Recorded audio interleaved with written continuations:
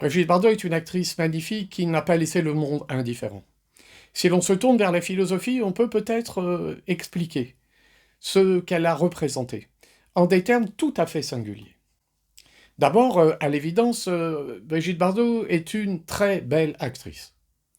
Sa beauté n'est pas étrangère à ce que Goethe appelle l'éternel féminin dont il nous dit, dans Faust, qu'il élève notre âme vers quelque chose qui s'apparente à un au-delà.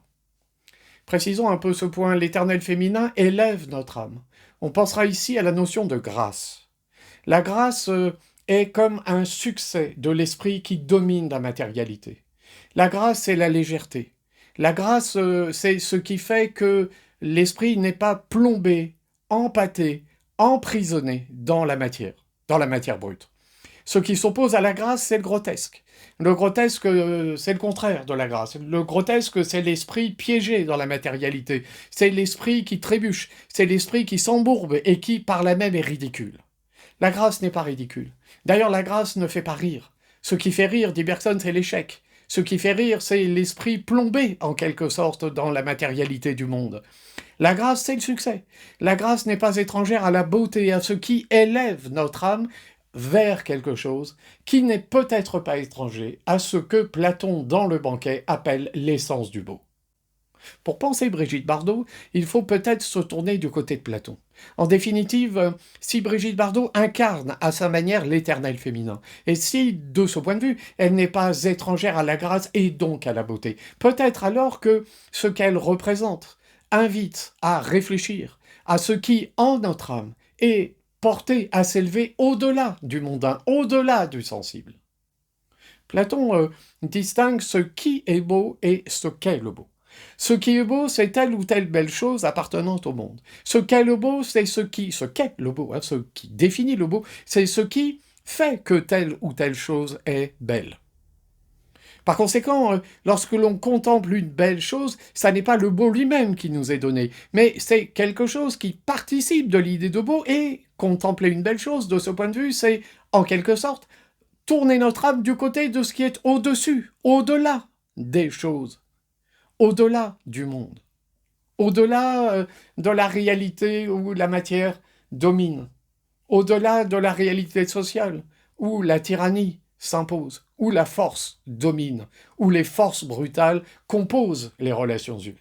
Brigitte Bardot, dans la mesure où elle incarne l'éternel féminin, la grâce et donc la beauté, est, à sa manière, ce qui élève notre âme lorsque nous la contemplons à cet au-delà. Elle nous rappelle que nous ne sommes pas prisonniers du monde. Elle nous rappelle que nous ne sommes pas des choses. Et à cet égard, ce que nous percevons en contemplant Brigitte Bardot dans un magnifique film, comme Le Mépris, par exemple, de Godard, ou comme La Vérité, de Clouzot, lorsque nous voyons cette magnifique actrice, ce que nous voyons, c'est comme une brèche ouverte vers quelque chose qui dépasse le mondain, qui dépasse le monde. Évidemment, Brigitte Bardot ne représente pas un féminisme social.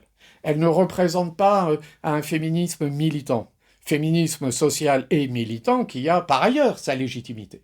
Mais ce qu'elle représente, c'est un autre féminisme.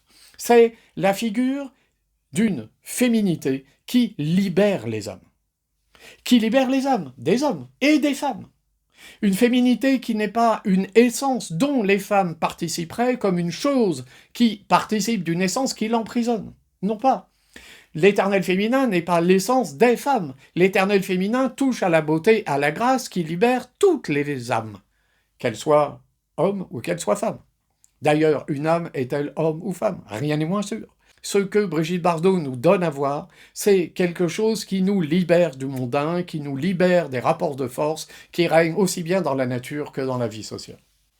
Et cela signifie qu'il y a en elle quelque chose qui se dérobe, qui est toujours au-delà de ce qu'on saisit. Certes, au cinéma, on saisit une belle actrice, une belle figure de la féminité, mais cette belle figure n'est pas la personne elle-même qui est au-delà, qui se dérobe, et n'est même pas la personne elle-même qui, elle-même, renvoie à un au-delà, encore plus au-delà, qui est l'essence même de la beauté.